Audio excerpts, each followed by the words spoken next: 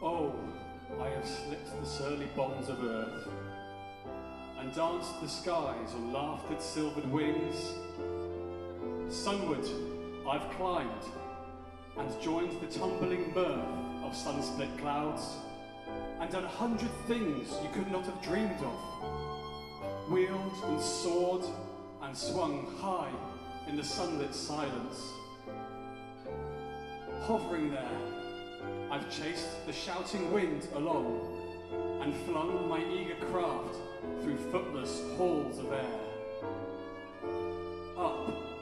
Up the long, delirious burning blue, I've topped the windswept heights with easy grace, where never lark or even eagle flew, and while, with silent lifting mind, I've trod the high and trespassed sanctity of space, put out my hand and touched the face of God.